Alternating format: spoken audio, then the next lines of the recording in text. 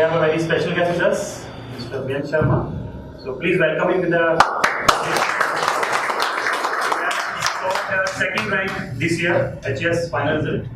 So I hope ये inspiration रहेगी आप लोगों के लिए कि किस तरह से सिलेक्शन होती है। आपके स्टूडेंट्स को मन में काफ़ी डाउट्स रहती हैं कि पता नहीं मेरा होना है नहीं होना है, या किस तरह से होता होगा, कैसे स्ट्रेटजी होती होगी, कैसे प्रिपेयर करते होंगे।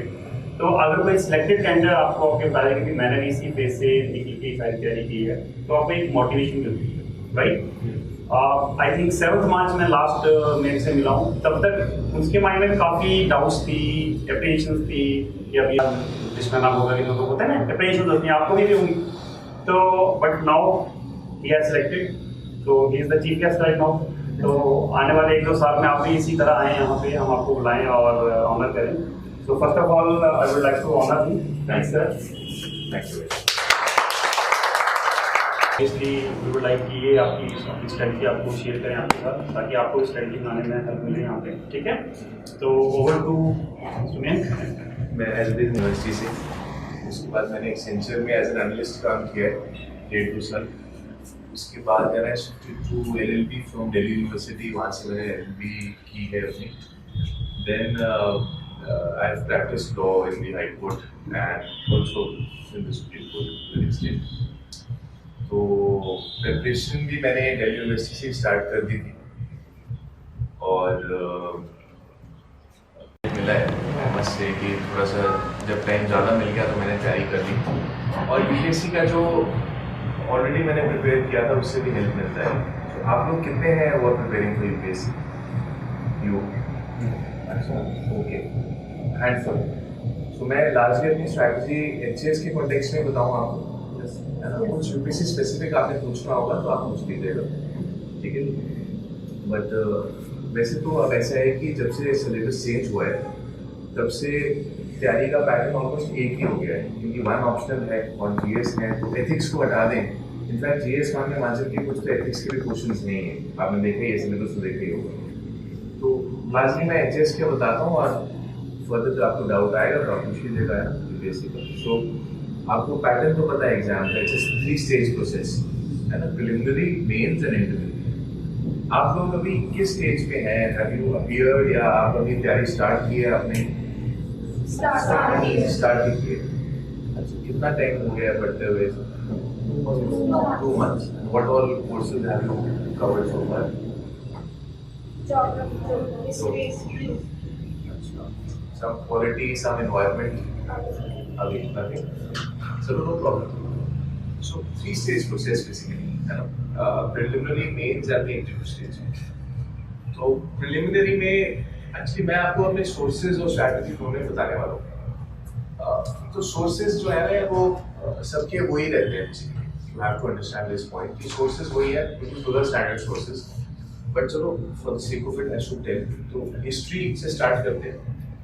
अब एक्चुअली HES के अगर आप एग्जाम्स देखिए भी तो हिस्ट्री का पोर्शन डोमिनेंट है, ऐसी बात नहीं है, बट थोड़ा सा स्मार्टली चलना होता है आपको, क्योंकि history is not only history, it is culture, ancient, medieval and modern, इतना तो पता है ना।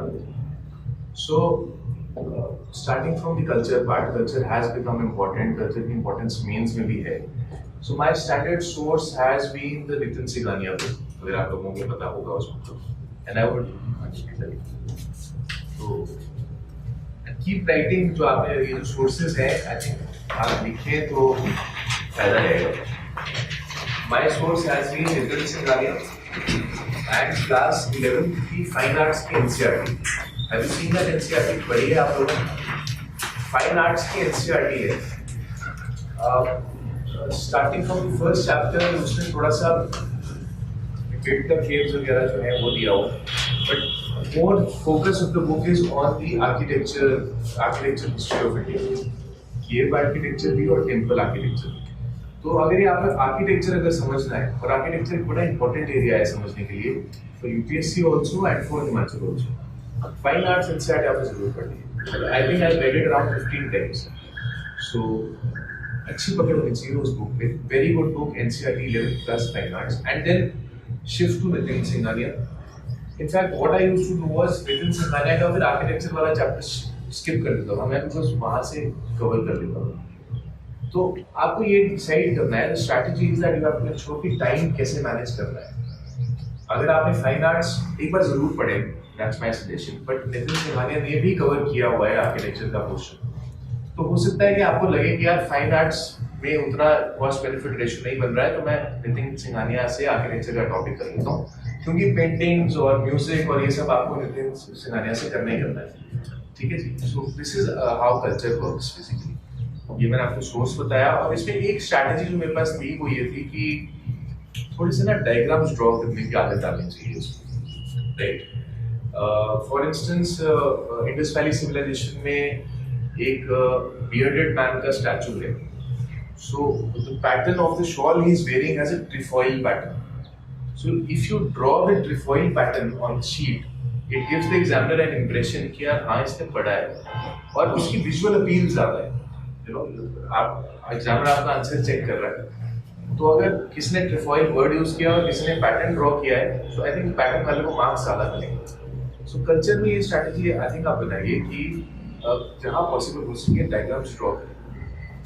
थोड़ा सा एफर्ट इसमें ज़्यादा है, और टाइम का जरूर पेपर में ध्यान रखना है कि ऐसा ना हो कि आप कोई टेम्पल बनाना शुरू कर दिया आपने और बाकी आंसर छूट गया, ऐसा भी नहीं होना चाहिए।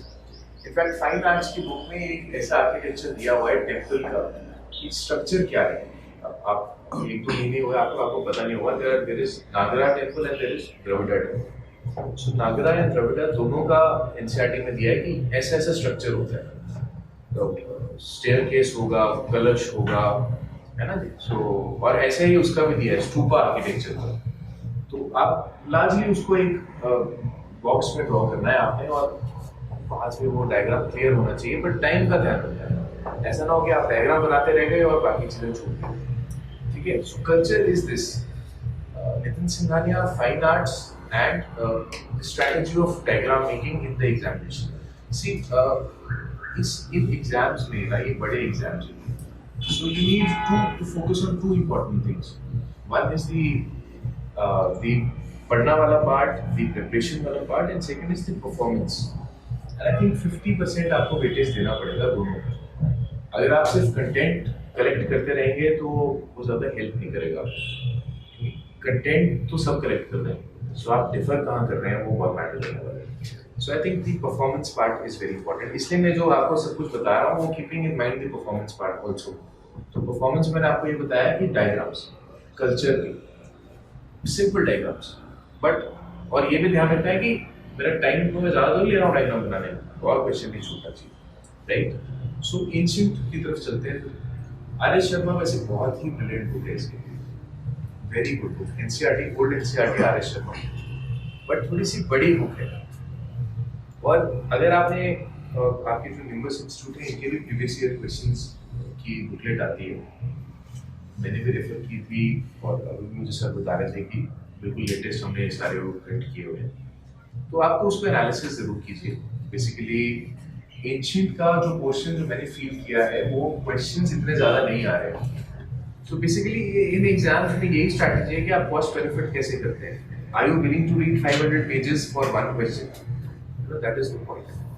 तो एक इसमें ल्यूसेंट की बुक है, you should note it down. Very good book. सब कुछ उन्होंने कंपाइल किया हुआ है शॉर्ट में। वहाँ से मेरी सजेशन है कि आप एंशिएंट पढ़िए और प्रीवियस ईयर्स देखिए, और जो आपको लगता है कि जो एरियाज रिपीटेडली आ रहे हैं उनको आर एस शर्मा से पढ़ लीजिए। जिसके पास टाइम है वो आर एस शर्मा पढ़े वैसे, to get an idea। आपने तो बिल्कुल starting things from the scratch, तो फिर आपको आर एस शर्मा पढ़नी चाहिए मेरे हिसाब से, बिकॉज आइडिया ही नहीं होता है कि एंशिएंट इंडिया में हुआ क्या था। So ancient India would start from the prehistoric era, chalcolithic वगैरह सारा जो एरिया है, न्यूलिथिक, चालकोलिथिक, पैलियोलिथिक, वहाँ से फिर आपने इंडस वैली पे आना है, ऋग्वेदिक पे आना है, लेटर वेदिक पे आना है, then the Mauryas would come, Ashoka would come, Satavahanas would come, so even Guptas would come. South Indian history बड़ी important है, पालवास वगैरह। so जो ये मैंने सीक्वेंस कहा ये आपको आता है? Have you heard of it? Have you read about it? है ना, इतना आइडिया है ना हमें। ये सीक्वेंस आपके माइंड में रहना चाहिए कि हिस्ट्री में हुआ क्या, कब से कैसे हुआ, और कैसे आईबीसी से स्टार्ट होके हम कैसे आगे वैदिक में आए, लेटर वैदिक में आए, मौर्यन में आए, अशोकन में आए, सतवाहना, गुप्ता, मारवाड़ा, ये सब आपको सीक्वेंस याद होना चाहिए। कुछ history is more about sequence also. In fact sir कुछ लोगों का तो सवाल भी रहता है, बाद में क्वेश्चन आंसर भी डिस्कस कर सकते हैं, हिस्ट्री पढ़ते क्यों, अपने बनना ऑफिसर आप हिस्ट्री पढ़ क्यों रहे? So you need to have an idea of everything which has happened in this country, which has happened in your own state. You know, उसमें एक तो मॉडल्स हैं आपके पास. You have the Ashokan model. So it's a brilliant model कि आप region-based diplomacy से without fighting a war, you can actually expand empires. That's right. So very unique model. So इसलिए हम हिस्ट्री पढ़ते हैं to get an idea of things कि भाई हुआ क्या, होता कैसे है, और हिस्ट्री नहीं है उसमें हम पॉलिटिक्स जो एडमिनिस्ट्रेटिव स्ट्रक्चर था, सोशल स्ट्रक्चर था, सब पढ़ते हैं, राइट? तो ये तो खैर ऑफ द टॉपिक में जा रहा हूँ, उसको बाद में डिस्कस कर लेंगे, सवाल ऐसा निकलता है। बट एंशिएंट में आर एस शर्मा आप पढ़िए और लूसेंट को साथ में रेफर करें, ठीक है जी?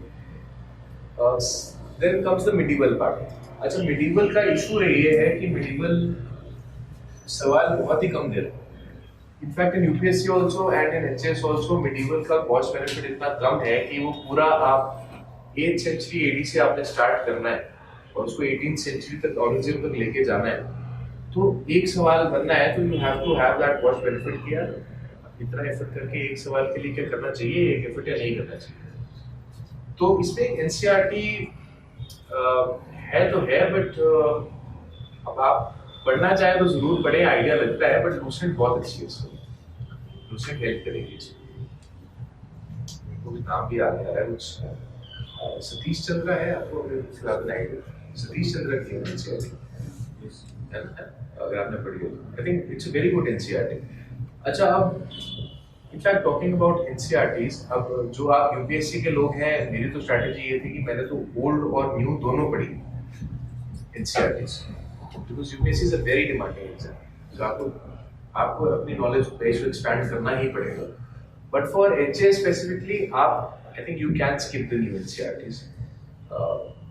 कुछ नई बातें हैं जो बहुत ज़्यादा हेल्पफुल नहीं है, तो जिसके पास टाइम है वो जरूर पढ़े। मुझे लग रहा है आप you are waiting for the next year. इस साल तो नहीं दे रहे ना आप लोग, या दे रहे हैं? अगर आप इस साल दे रहे हैं तब ना पढ़े, बट अगर नेक्स्ट ईयर दे रहे हैं तो एक बार नजर मार लें। बट HA स्पेसिफिक फिर भी उतना हेल्पिंग मिलेगा जितना आपको एनसीईआरटी से मिलेगा, और उससे भी ज़्यादा लूसेंट से मिलेगा। बेसिकली लूसेंट में दिया हुआ है छोटा ही होता है, तो जिसको आइडिया नहीं है फिर उसको समझने में मुश्किल आती है। आप एक बार एनसीईआरटी पढ़ लेंगे तो फिर लूसेंट से रिवाइज करना आसान है, ये है बेसिकली आइडिया, ठीक है जी। उसके बाद let's move to modern. So modern Indian history, what are you studying? आप क्या पढ़ रहे हो? स्टार्ट नहीं हुई या नहीं हुई, आप स्टार्ट कर दो अपने पे। ऐसी यार आपने कहा ना स्टार्ट नहीं हुई।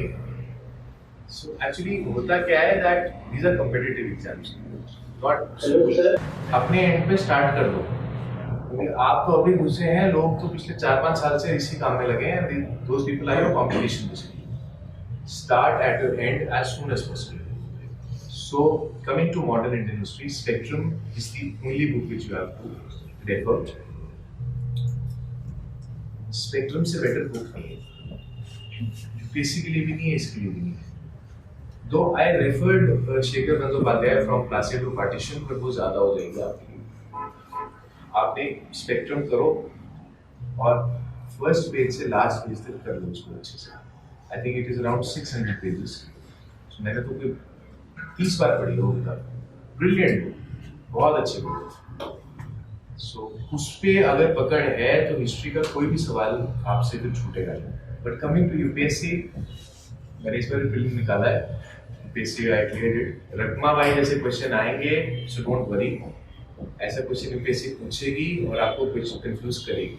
There is a landmark judgement of Rukhmabai ruling which is specific on the point of restitution of conjugal rights. आपको भी पता भी नहीं होगा क्या होता है, it's a legal concept basically. UPSC ने वहां से क्वेश्चन उठाया और लीगल उसका डायमेंशन आप ऐड किया। तो स्मार्ट स्ट्रैटेजीज कि आपने उसको उन क्वेश्चंस को छेड़ना नहीं होता।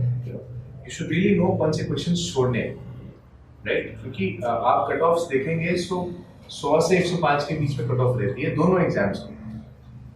200 में से 100 से 105 मतलब अगर आपके 50 क्वेश्चंस ठीक है तो आप अंदर हैं प्रीलिम्स में।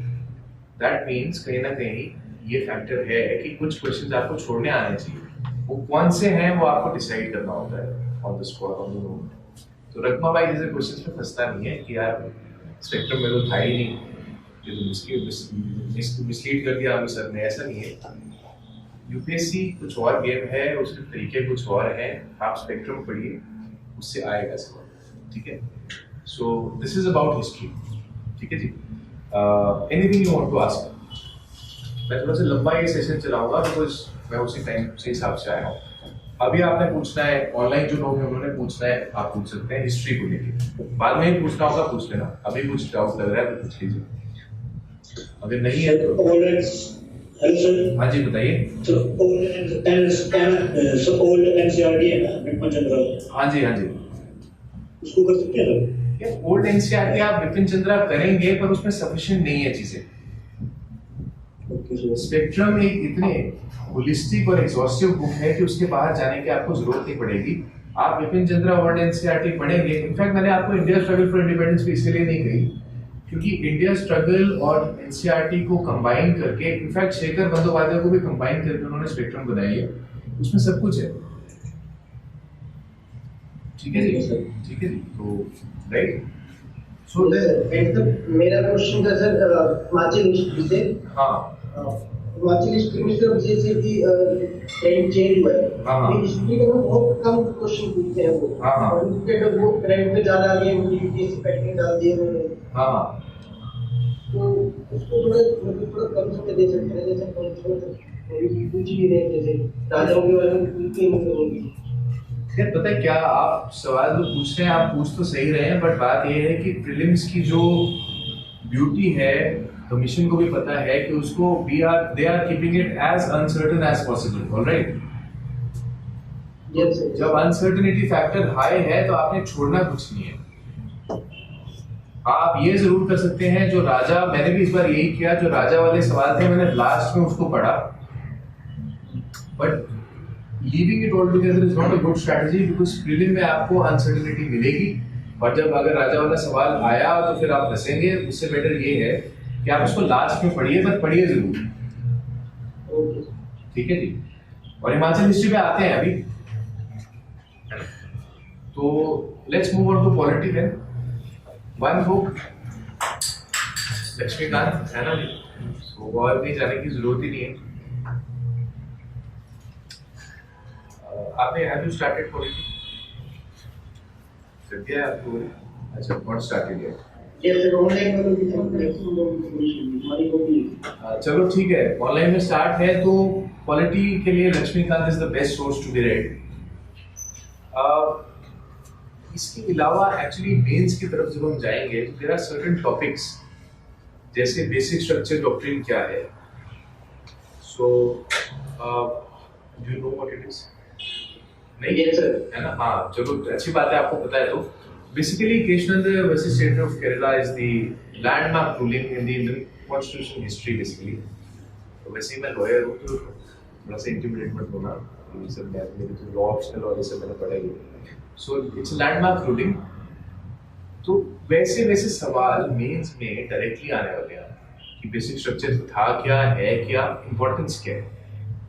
वैसे तो लक्ष्मीकांत 6th एडिशन ये सब कवर कर रही है, बट अगर आप टॉपिक वाइज टॉपिक आपको लगता है कि यार मेरा कंटेंट दूसरे कैंडिडेट से बेटर होना चाहिए, so DD Basu can be read, shorter version of it, ठीक है। छोटी सी किताब है DD Basu, can be read, but उसमें आपकी स्मार्ट स्ट्रैटेजी ये है कि आपने मेंस के टॉपिक्स देखे, प्रीवियस ईयर देखे, फिर आपको लगा कि यार ये बेसिक स्ट्रक्चर पे क्वेश्चन रिपीट हो रहा है और हर कैंडिडेट लक्ष्मीकांत पढ़ के जा रहा है, तो क्यों ना मैं थोड़ा सा और एफर्ट करूं, मैं डीडी बासु का ओपिनियन लूं, ऐसा हो सकता है, ठीक है जी। और अभी न्यूज में भी केशवनंद रहा है क्योंकि I think it's been some 25 years into the since the judgement has come, और परहैप्स 50 इयर्स। वो भी आप ट्रैक कर सकते हैं कि अब केशवनंद की इंपॉर्टेंस क्या है। न्यूज में था कि क्वेश्चन आएगा basic structure of the constitution is landmark ruling, कि हुआ क्या है, क्यों हुआ है, बिकॉज फंडामेंटल राइट्स की अमेंडमेंट का राइट दे दिया है सुप्रीम कोर्ट ने पार्लियामेंट को, but with the caveat that the basic structure can not be altered, ठीक है जी। सो इनफैक्ट ये हर टॉपिक के लिए आपको करना चाहिए जहां आपको लग रहा है कि क्वेश्चन आना तो है ही। सब कैंडिडेट एक किताब पढ़ रहे हैं, ऑलरेडी मैं स्पेसिफिकली इसलिए बोल रहा हूँ क्योंकि सारे लक्ष्मीकांत ही पढ़ते रहते हैं। तो और fight see it's competitive exam, तो फाइट ये है कि मैं दूसरे से अलग कैसे हूँ। तो आपने थोड़ा सा एफर्ट किया होगा। डीडी वासु में सिर्फ आपने एक पेज पढ़ना है कि बेसिक स्ट्रक्चर में वो एक पेज पढ़ लिया और डीडी वासु का ओपिनियन ले लिया कि भाई this is how DD Vasu says कि इस डॉक्ट्रिन से इंडिया को आने वाले टाइम में ये फायदा होगा, राइट। ऐसे चलो quality overall Laxmikanth is a brilliant book. 6th edition बहुत ही अच्छा है। मेरे पास तो 4th होता था बट 6th मेरे को ऑनलाइन मिला था कहीं। उसने और भी अच्छा दिया है क्योंकि 4th में तो फैक्चुअल बातें थी, 6th में एनालिटिकल चीजें भी मिल जाएंगी, ठीक है। फिर let's move on to economics. आप लोग अभी तक स्टार्ट किया है आपने, what are you referring? See यार मैं ना I was referring it from the perspective of UPSC. So जो मृणाल सर हैं आपको पता होगा अनअकैडमी पे, मैं तो उनकी वीडियोस मैंने कभी नहीं देखी, उनका पीडीएफ आता है 600 पेज का पीडीएफ है, वो मैंने रेफर किया है, पर वो आपके लिए थोड़ा सा ज्यादा है अगर आप सिर्फ एचएस के लिए कर रहे हैं। रमेश सिंह एक अच्छी किताब है इसकी, वो आप रेफर कर सकते हैं। Ramesh Singh is a good book for economics. और आपको बेसिकली पकड़ बनानी है, इकोनॉमिक्स एक बड़ा टेक्निकल सब्जेक्ट है और आप में से कितने हैं यहाँ इकोनॉमिक्स में? बड़े कम होंगे, नहीं कोई भी नहीं है, तो ये पॉइंट है। So easy book Ramesh Singh को आप पढ़िए and concepts like fiscal policy, monetary policy, repo rate, reverse repo rate, types of unemployment, structural क्या होता है, फ्रिक्शनल क्या होता है। इस बार तो उन्होंने मेंस में भी ये चीजें पूछी एचएस में, कॉन्सेप्चुअल चीजें पूछी कि स्ट्रक्चरल एम्प्लॉयमेंट क्या, अनएम्प्लॉयमेंट क्या है, फ्रिक्शनल अनएम्प्लॉयमेंट क्या है। These are very basic concepts, तो रमेश सिंह से आपको आइडिया लग जाएगा, ठीक है जी। Let's move on to environment then. Shankar IAS है the ultimate source for environment. Since I was preparing for UPSC, मैंने इसको complement किया था with another book called Pankaj Garg, he's an Indian Forest Service officer. Conceptual clarity के लिए मैंने उसको उस बुक को रेफर किया था। आप उतना आपको करने की जरूरत नहीं पड़ेगी एचएस के लिए। अगर आप शंकर आईएएस एक बार रीड करें और उसको फिर बार बार 8-9 रिविजन देंगे, पकड़ बन जाएगी। इनफैक्ट थोड़ा सा अगर बेसिक आइडिया लेना है तो बायोलॉजी की 12th क्लास की चैप्टर 16 से 22 तक very helpful to understand environment, ecology, biodiversity, ये सारी चीजें आएंगी जरूर, मैं बता रहा हूँ आएंगी जरूर। और आपको ये नेशनल पार्क्स जो है, टाइगर पार्क्स जो है, ये सब याद होने चाहिए। कौन सा नेशनल पार्क कहाँ है, कौन सा टाइगर पार्क कहाँ है। बिल्कुल, I had a list prepared of these parks. I think 4-5 page लगते हैं इस पूरे काम में। लिस्ट प्रिपेयर करो, लेटेस्ट लिस्ट उठाओ और मिनिस्ट्री ऑफ एनवायरनमेंट की वेबसाइट से उठाओ, विकिपीडिया से नहीं उठाना, इट्स नॉट अपडेटेड, ठीक है। उसमें national parks, tiger parks India में जो भी है एक पेज पे डाले और रोज रात को सोने से पहले 10 मिनट उसको नजर मारो। या तो याद ही नहीं होगा। सो ये आएंगे जरूर, चाहे आप यूपीएससी तो कोई भी एग्जाम दो, ये चीज पूछेंगे, ठीक है। So we are done with environment और ज्योग्राफी, यस, जो आपने पढ़ा भी है। NCERT 11th and 12th finest best source. मैंने तो 6th से 10th भी पढ़ी थी, पर मुझे लगता है वो ज़्यादा पढ़ ली तो मैंने फायदा नहीं हुआ उसका। 11th 12th के एनसीईआरटी से अच्छा कुछ है ही जो, ठीक है। Then what are we missing? एक और सब्जेक्ट है साइंस। साइंस में बेसिकली लूसेंट वाला जो है आपका, लूसेंट की एक अलग बुक आती है साइंस की। I didn't go through NCERTs because मेरे को ना यार साइंस पढ़, वैसे तो मैं इंजीनियर रहा हूँ बट साइंस का मुझसे पढ़ नहीं जाती, तो मैंने सोचा यार लूसेंट पढ़ लेते हैं, NCERT छोड़ देते हैं। और हिमाचल में इस बार वैसे तो यार एचएस में अटेम्प्ट ही नहीं हुए, वो क्वेश्चन 10 क्वेश्चन थे, बड़े हैवी क्वेश्चन थे। मेरी उसमें गलती ये थी कि मैंने लूसेंट एक बार पढ़ी और उसको रिवाइज नहीं किया। लूसेंट साइंस बोल रहा हूँ मैं, अलग आती है साइंस की, तो आप अलग वो साइंस की किताब पढ़िए, उसमें वो क्वेश्चन सारे 10 के 10 क्वेश्चन मेरे हिसाब से तो सॉल्व हो जाएगी उससे। वो जो मैंने आपको पहले लूसेंट बताई वो जीके की है, उसमें भी साइंस का क्वेश्चन है, पर जिस तरह के साइंस के क्वेश्चन आ रहे हैं इसमें भी आ रहे हैं, आप कोई और स्टेट का देंगे, मैंने सुना उसमें भी अब तो साइंस के हैवी क्वेश्चंस आ रहे हैं, तो लूसेंट पढ़िए फॉर साइंस, ठीक है जी। So this is largely how the prelim exam, जो सिलेबस, जो इनके टॉपिक्स हैं, जो और उनके जो सोर्सेज हैं वो ऐसे रहते हैं। अब I come to the performance part, या पेपर में होता क्या है जब आप एग्जाम हॉल में जाते हैं तो करना क्या होता है। So मैंने I have cleared 3 UPSC prelims, 1 UP prelim and 1 HS prelim. 5 prelims I have cleared. So fair amount of idea I have किया होता क्या है इसका। 2 are exams, 100 questions. ठीक है जी। गेम है इटरेशंस की। इटरेशन मतलब 100 क्वेश्चन आपके हाथ में आ गए, कूल माइंड से आपने क्वेश्चन पेपर देखना शुरू किया। Give 5 minutes to skim through the paper. डरना तो बिल्कुल ही नहीं है, क्योंकि हमें पता है एक ना माइंड में सेटअप लेके जाना है कि पेपर तो मुश्किल ही आ रहा है, ठीक है, पेपर मुश्किल ही आते हैं। These are the finest jobs of the country, of the state, paper मुश्किल ही होगा। आपका कूल माइंड, आपकी इमोशनल इंटेलिजेंस वहां पे आपको हेल्प करती है, ठीक है। पेपर आया, 5 मिनट्स से स्किम थ्रू इट की क्या पूछा, ठीक है।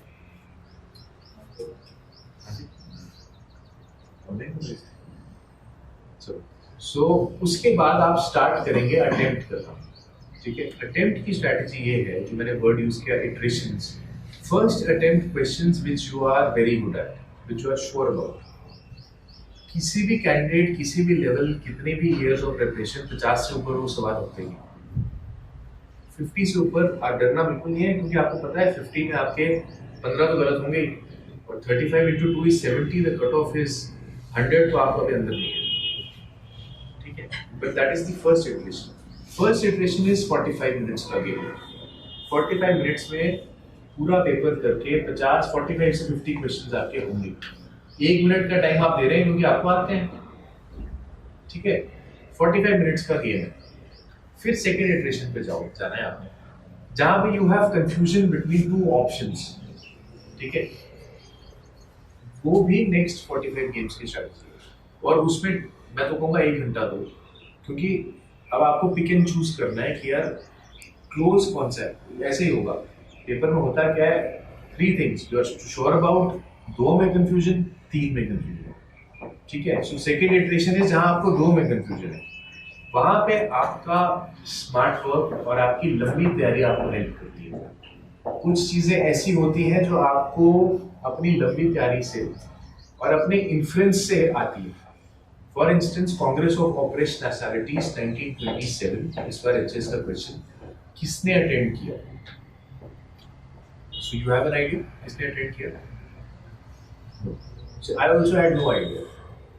But Congress of operation nationalities का मतलब है, it has something to do with colonialism.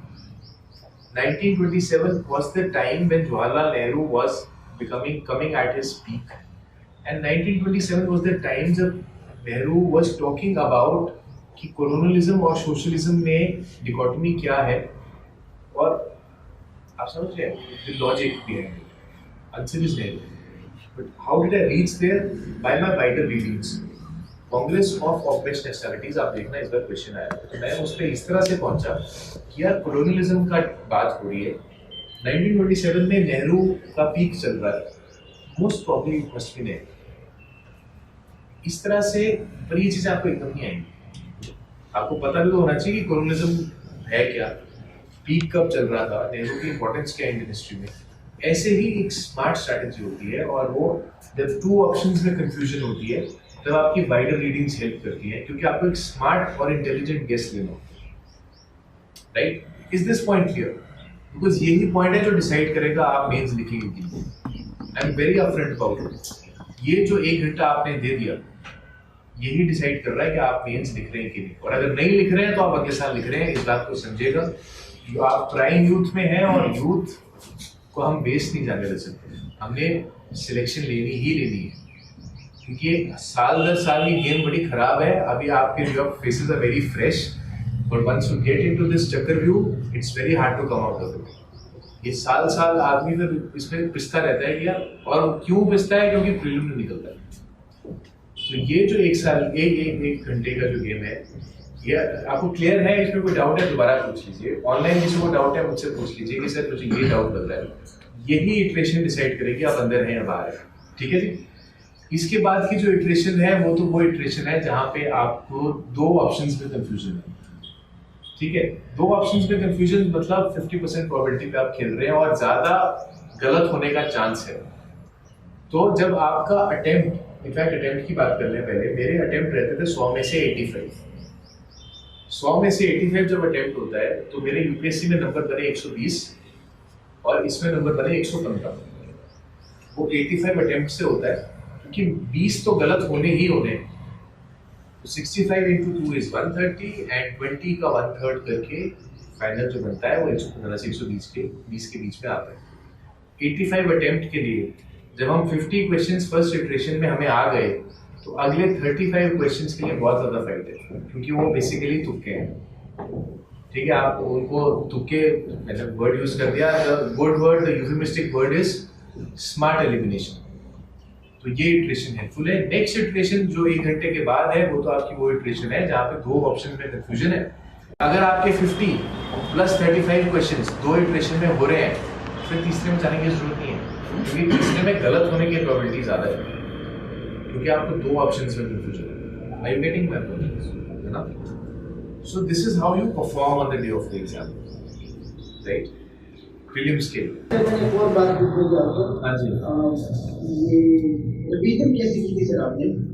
अभी इतना ज़्यादा कंटेंट हो गया, इतना ज़्यादा लाइटिंग है कि इसको रिवीजन करने के लिए काफ़ी टाइम लगेगा। रिवीजन क्वेश्चन छोड़ते हैं या सभी के वर्क से भी मान लीजिए? आपका सारा एफर्ट जो है ना वो रिवीजन पे डिपेंड करेगा कि आपकी सक्सेस है कि नहीं है। ठीक है, तो मेरा तो 12 घंटे का शेड्यूल रहता था दिन का और उसमें 8 घंटे की पढ़ाई और 4 घंटे का रिवीजन डेली का। अगर आप रिवाइज नहीं कर रहे हैं तो आप अपना एफर्ट वेस्ट कर रहे हैं। मैं अभी बता देता हूँ। Everything has to be kept in mind. Programme में आपने क्या छोड़ा है? बल्कि मैंने हिमाचल की बात नहीं की, मैं हिमाचल की बात कर ही लेता हूँ। 10 मिनट लगा के हिमाचल की बात करते हैं। तो हिमाचल का जो क्वेश्चन है वो मेरी सोर्सेज तो वैसे 3 है हिमाचल में, रोकड़ा, नियर गोवर्धन और इकोनॉमिक्स हिमाचल का।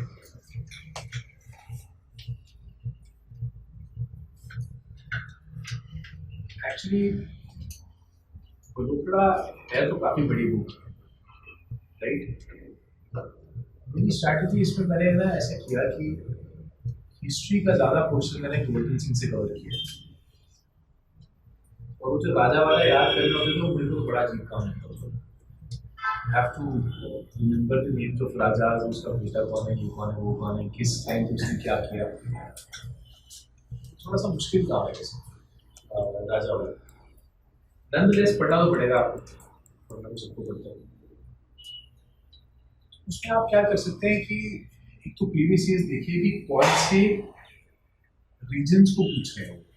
मेरी ऑब्जर्वेशन ये है कि वो किन्नौर को जरूर पूछते हैं, किन्नौर जरूर कीजिए। सेकेंड इज वो रामपुर बुशहर को पूछते हैं। ठीक है, तो ये 2 रीजन्स हैं जो मैंने हमेशा प्रीवियस ईयर्स में देखे कि राजा स्पेसिफिक जो क्वेश्चन आ रहा है प्री में हिमाचल का, उसमें किन्नौर और रामपुर बुशहर का हमेशा एक क्वेश्चन बन रहा है। हालांकि इस बार का जो प्री मैंने दिया उसका पैटर्न काफी it was very different from what so far जो अभी तक हमने प्री देखे थे कुछ। ऐसे प्री में होता भी है, उनको लोग बेसिकली एलिमिनेट करने होते हैं, अनसर्टेनिटी फैक्टर हाई होता है। तो एज अ गुड कैंडिडेट आपको क्या करना है, सब कुछ पड़ता है, राइट? सो बलोकड़ा में जो ये सब मैं बता ही रहा हूँ बड़ी बुक है, पर राजा का ना थोड़ा सा 2-3 और लोगों ने पूछा कि राजा का क्या करें। तो मैंने आपको बताया कि प्रीवियस ईयर देखिए मेरी रीडिंग ये है कि राजा वाला जो क्वेश्चन है वो किन्नौर और रामपुर तो हमने करना है। उसके बाद let's come to prominent districts. Kangra,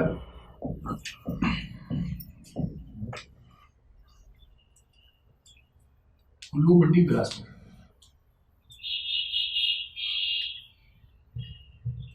to very honest मैंने इसके बाहर नहीं पढ़ा। अब आते तो देख लेते मीडिया, बट मैंने इसके बाहर नहीं पढ़ा। यही एक स्मार्ट स्ट्रैटेजी होती है। आपने प्रीवियस ईयर देख लिया, आपने ये देख लिया कि कौन से राजा वो पूछ रहे हैं, कौन से रीजन के, अपनी तरफ से आपने 3-4 बड़े डिस्ट्रिक्ट्स कर लिए। अब इसके बाद आपकी अपनी कैपेसिटी है कि आप सोलर ऊना ये सब कवर करना चाहेंगे। Not very important, but candidate की इंडिविजुअल स्ट्रेंथ भी है। पर मेरी स्ट्रैटेजी है हिस्ट्री हिमाचल की, ठीक है। सोसाइटी हिमाचल भी मैंने गोवर्धन और आपके कोलोगड़ा को कंबाइन करके नोट्स बनाए। अब आप लोग कहें तो मेरे नोट्स ले लें, बड़े एग्जॉस्टिव से नोट्स। मैं सर को कहूँगा कि फोटो कॉपी करा देता हूँ, हेल्प हो जाएगी मुझे। इससे बेटर क्या है, मेरे नोट्स काम आ गया है ना। सो मैंने दोनों को क्लब किया था, टाइम तो लगा बट नोट्स बड़े फाइन और लास्ट मोमेंट रिवीजन के लिए बड़े हेल्पफुल थे। मैं बात कर रहा हूँ हिमाचल की सोसाइटी। फिर आप चलेंगे हिमाचल की इन्वायरमेंट पे या इकोनॉमी पे आते हैं। इकोनॉमी के लिए स्पेसिफिकली जो आपकी डिस्ट्रिक्ट प्रोफाइल है ना, वो मैंने सबकी district profile of all districts vis-a-vis the economy question. And सबसे मजेदार बात है कि उससे इस बार सवाल बढ़ाया, उस क्वेश्चन ने मेरे को मैक्सिमम क्वेश्चंस दिए इस बार। I have those notes prepared with me. So district profile का इकोनॉमी वाला पेज, right? आपको अपने इंस्टीट्यूट से कुछ नोट्स मिल रहे हैं हिमाचल के? जैसे प्रोसेस चल रही है, क्योंकि हिमाचल का जो साइंस वगैरह पोर्शन है ना, वो इन बुक्स में अच्छा नहीं दिया, ठीक है। वो आप कवर कर सकते हैं अपने खुद के इनसे नोट्स। मैंने भी किसी कोचिंग इंस्टीट्यूट की बुक पढ़ी है यार, मुझे याद नहीं आ रहा, कुछ शायद आपका निम्बस से था हिमाचल का, मेंस की बात कर रहा हूँ मैं। जो टॉपिक्स बुक्स में नहीं मिल रहे हैं मुझे, वो मैंने जो HSC कोचिंग दे रहे हैं उनकी एक बुक आती है, उसी बुक से कंप्लीट की थी। वो मैंने ग्लोबल को टच नहीं किया, ठीक है। सो ये आप कर सकते हैं, हेल्पफुल होते हैं वो नोट्स जो कोचिंग में होते हैं। इसके बाद हिमाचल में और क्या है? ज्योग्राफी यार दोनों को कंबाइन करिए, गोवर्धन को और मेरे पास है छोटे नोट्स हैं उसके। एक हाँ जी, इस पे स्ट्रेस देना भी, बजट और इकोनॉमिक सर्वे ये कभी निकले हुए दोनों, और दोनों हिमाचल के भी निकले हैं। हाँ, ज्यादा स्ट्रेस किस पे देना है? अभी इकोनॉमिक सर्वे की बात करें हम तो वो 2 पार्ट्स है, 10 चैप्टर है दोनों में, एक में 11 पार्ट में, दूसरे में 10 चैप्टर है।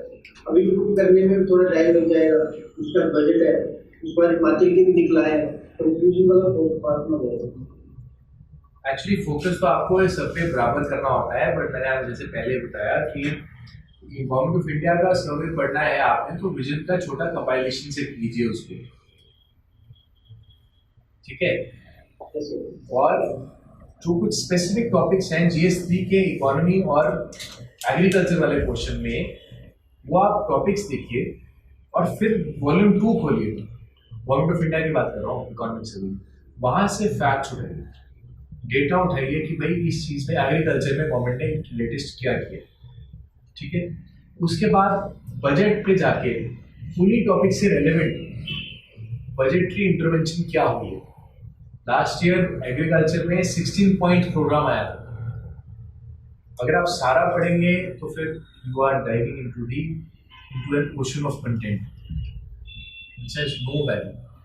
आपको पढ़ना है प्रीवियस ईयर को समझ के टॉपिक्स को देख कि भाई एग्रीकल्चर टॉपिक दिया है मेरे मेंस में, तो एग्रीकल्चर टॉपिक के लिए वॉल्यूम 2 में क्या क्या है। वॉल्यूम 2 में एक स्पेसिफिक एग्रीकल्चर का ही चैप्टर है, सब कुछ उठा लो वहां से, वो इतना रेलेवेंट है गवर्नमेंट ऑफ इंडिया के बारे में, ठीक है। हिमाचल गवर्नमेंट का जो ये पूछ रहे हैं, पहले तो मैं आपको बजट का हमको याद आ गया। PRS वेबसाइट पता है आपको? PRS PRS is a think tank which is dealing with policy and governance issues in the country.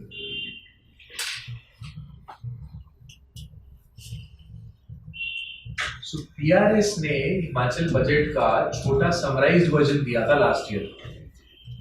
इस साल पता नहीं उन्होंने दिया है कि नहीं दिया. मैंने PRS से पढ़ा था हिमाचल का बजट का समरी, राइट.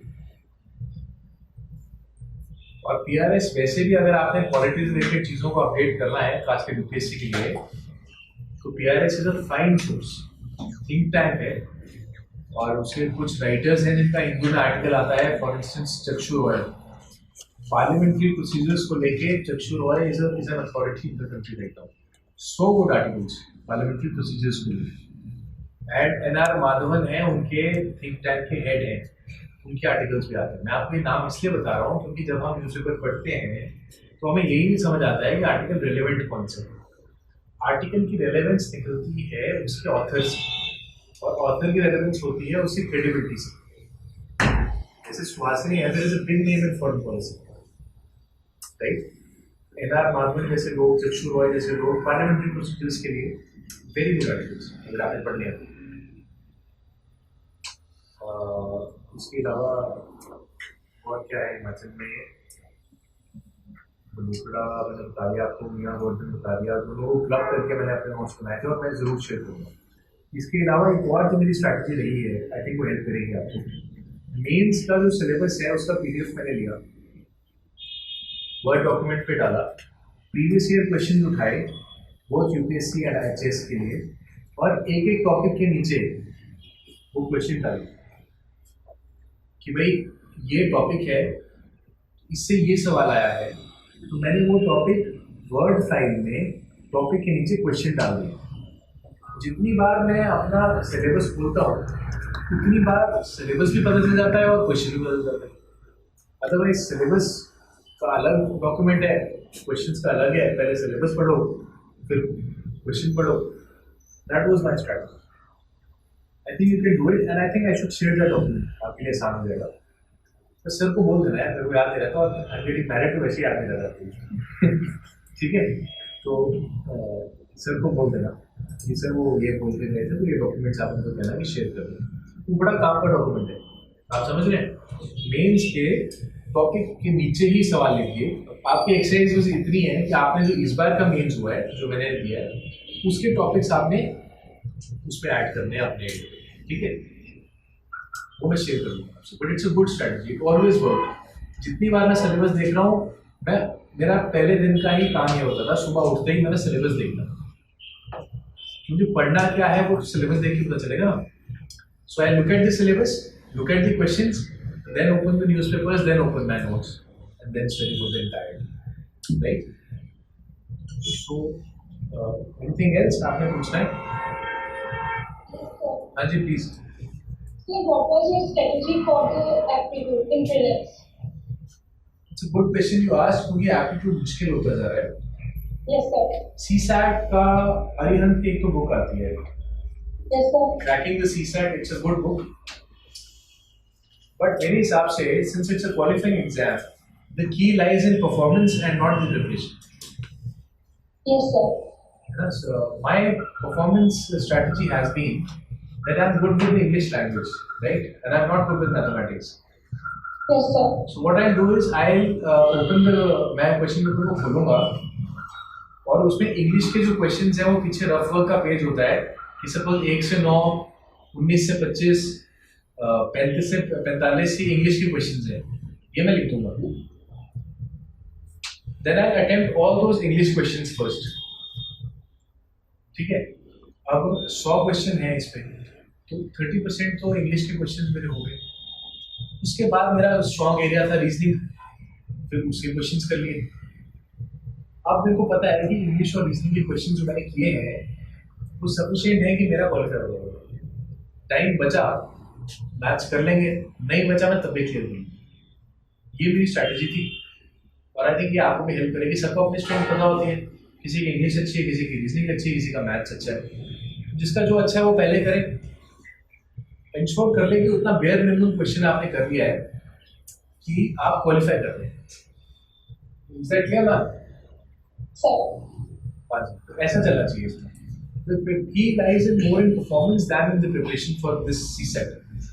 क्योंकि qualifying, ठीक है, clear हुआ कैसे करना है? Anything else? सर ऐसे भी लिख सकते हैं ना, जैसे सपोज करो लास्ट दिन में से एक क्वेश्चन आता हो, लाइक क्वेश्चन नंबर 26 अटेम्प्ट किया मैंने, बाद में 3 पे चला गया, तो जो मुझे आते हैं ज़्यादा अच्छे आते हैं वो मैं अटेम्प्ट करता गया, लाइक दैट ऑल्सो. आप ऐसे भी कर सकते हैं, बहुत सारे लोग ऐसे भी करते हैं, बट बात यह है कि जब आप 26 क्वेश्चन करके 20 नंबर बना के अगर आप दूसरे क्वेश्चन पे जाएंगे तो आप 4 नंबर बना रहे हैं. ठीक है, तो आपको ये चीज का ध्यान रखना है कि मैं जो भी क्वेश्चन है मेरे को अच्छे से अच्छा आते हैं, मैं वो अटेम्प्ट करूंगा पहले, बट मेरे को मार्क्स मैक्सिमाइजेशन फिर भी करना है. राइट, सी यार मार्क्स की गेम है सारी, मेरिट बेस्ड सिविल सर्विस है, मेरिट पे सब कुछ होना है, तो मार्क्स के पीछे भागना इंपॉर्टेंट हो जाता है. और कुछ लोग ऐसा भी करते हैं कि भाई जो मेरे को सबसे अच्छे आते हैं पहले मैं वो कर लेता हूँ, फिर बाद में जो नहीं आते हैं वो करूँगा. बट टाइम इतना कम है पेपर में कि आपको शायद 2 से 3 मिनट में डिसाइड करना है कि मैंने कौन से करने हैं और कौन से बाद में करने हैं. और जब फिक्स स्पेस आंसर शीट्स में ये भी प्रॉब्लम आती है कि आप एक आंसर किसी दूसरे के स्पेस में लिख देते हैं जब आप बीच बीच से पिक करते हैं. याद रखना, ये मेरे कुछ फेलो जो मेरे साथ पेपर दे रहे थे उनकी भी गलती होती थी कि जब बीच बीच से क्वेश्चन कर रहे हैं, फिक्स स्पेस है, तो भाई एक की जगह दूसरा लिख दिया, वो तो बिल्कुल ही इतना बड़ा ब्लेंडर है. तो I think my preference has been and my suggestion also would be that अगर आप उसको सीक्वेंस में लिखें तो कम से कम ये गलती नहीं होगी.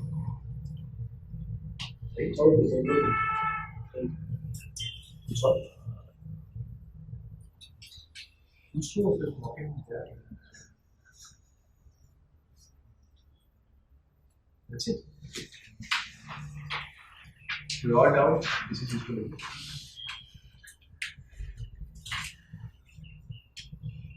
ऑनलाइन किसी को कुछ पूछना हो? सोसाइटी के बारे में वैसे तो एनसीईआरटीज हैं मोस्ट प्रेफर्ड, ठीक है जी, बट बात ये है कि इसमें कुछ टॉपिक्स हैं, जैसे सोशल स्ट्रैटिफिकेशन वाला टॉपिक है एचएस में.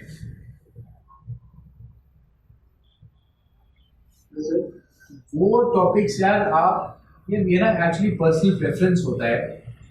एक्चुअली मैंने तो एक सोशियोलॉजी की बुक भी रेफर की थी उस टॉपिक के लिए, बट मैं वो यहाँ पे बोलना नहीं चाह रहा हूँ बिकॉज ऑलरेडी बहुत ज़्यादा है पढ़ने के लिए. और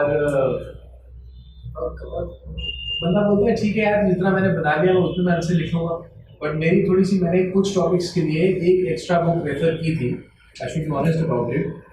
वो सोशियोलॉजी स्पेसिफिक बुक थी, उसका नाम तो क्या मुझे बिल्कुल याद नहीं है, ऑप्शनल वाले लोग यूज़ करते हैं उसको. पर जो टॉपिक्स है ना हिमाचल में, सोशल इंस्टीट्यूशंस जिसमें रिलीजन आता है, फैमिली आता है, कास्ट आता है और सोशल स्ट्रैटिफिकेशन, इसके लिए मैंने एनसीईआरटी के बियॉन्ड जाके एक और बुक रेफर की थी और उस बुक से मैंने एक पेज के नोट्स बनाए थे. उसमें सोशियोलॉजी ऑप्शनल के लोग यूज़ करते हैं उस बुक को, और वो जीएस पेपर, वो ऑप्शनल पेपर 2 में यूज़ होती है.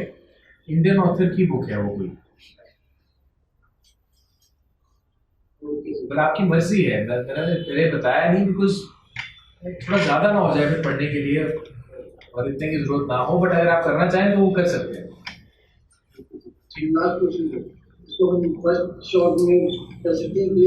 Absolutely, but with the right guidance. The only problem is guidance. मैं आया ही आपको गाइड करने हूँ, बाकी मेरा आने का कोई और पर्पस नहीं है.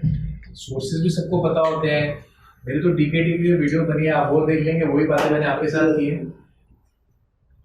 बट पॉइंट ये है कि जितना मैक्सिमम मैं आपको गाइड कर सकूँ उतना आपका टाइम कम लगे और आपका यूथ वेस्ट नहीं होना चाहिए. ताकि आपको शायद ये बातें आज इतनी इंपॉर्टेंस ना लग रही हो, बट एक्चुअली में when years go by and the success is not coming, it is very hard in these exams. तो अगर आप सीरियसली कर रहे हैं ये चीज़ तो फर्स्ट अटेम्प्ट में ही कोशिश कीजिए, ठीक है? और हो सकता है, बिल्कुल हो सकता है, बट राइट गाइडेंस चाहिए आपको. I am glad that you are asking questions because that is how you get the maximum out of me. Yes, sir. Thank you, sir. और कुछ आपने पूछना है? बस एक तो प्रीवियस ईयर को ज़्यादा इम्पोर्टेंस नहीं देना शुरू में, और नोट मेकिंग गलत तरीके से करना बहुत बड़ी मिस्टेक थी, क्योंकि नोट मेकिंग का जो थंब रूल है वो ये है कि 1/3 से 1/4 प्रोपोर्शन पे आपको नोट्स लाने पड़ेंगे। पॉइंट बीइंग, अगर 100 पेज की किताब है तो वो 25 पेज पे लानी ही पड़ेगी, करना ही पड़ेगा, मतलब आपका दरिया है, गुजरना ही पड़ेगा, सबको ऐसे ही करना पड़ता है इसमें।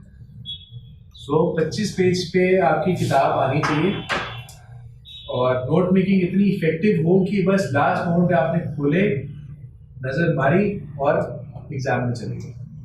अगर थोड़े से भी नोट्स ज़्यादा बल्कि हुए तो आप रिविजन नहीं कर पाएंगे, और वो that will impact your performance,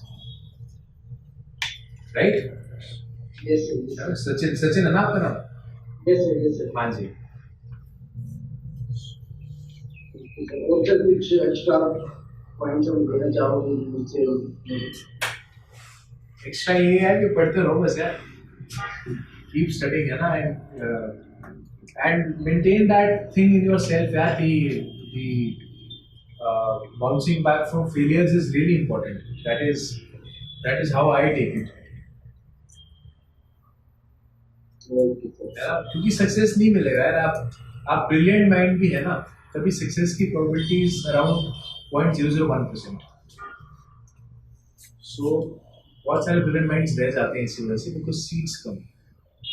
सो मैं तो चाहता हूँ सारों की सिलेक्शन फर्स्ट अटेम्प्ट में हो, बट प्रैक्टिकल बात करने से सही रहती है, और एफर्ट बहुत है। और एक मेरी ये भी गलती रही है कि शुरू में मैंने maybe I took them lightly, और lightly से मेरा मतलब है कि जैसे हम यूनिवर्सिटी स्कूल लेवल पे पढ़ते थे वैसे ही पढ़ना स्टार्ट कर दिया,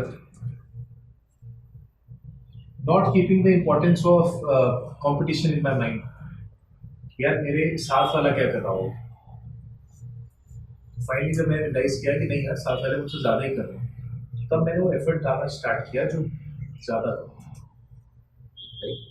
और अगर आपने करना है तो प्लीज़ डेडिकेटेडली करना है, नहीं तो छोड़ दीजिए। There are better avenues available, government में भी प्राइवेट में भी बहुत बेटर अपॉर्चुनिटीज़ हैं। करना है तो बहुत सीरियसली होगा, नहीं तो नहीं करना। और वैसे एक आके शिमला में पूछ रहे थे कि आप क्या मोटिवेटेड रहने के लिए क्या करते थे, तो मैं कोई योगा वोगा पूछ रहे थे, मैं कोई योगा वोगा नहीं करता था। The only thing I had was the inner drive to succeed. Point being कि करना ही करना है। That inner drive took me so far in terms of my preparation. Multiple failures, you know, एक फेलियर, दूसरा फेलियर, HAS, ये IAS, ये failure, अब हुआ नहीं हुआ, but the inner drive to succeed किया नहीं। So that is what helps. ठीक है then? Shall we call it a day? Yes, sir. Thank you, sir. Thank you. Thank you everybody for your time. Thank you. Thank you.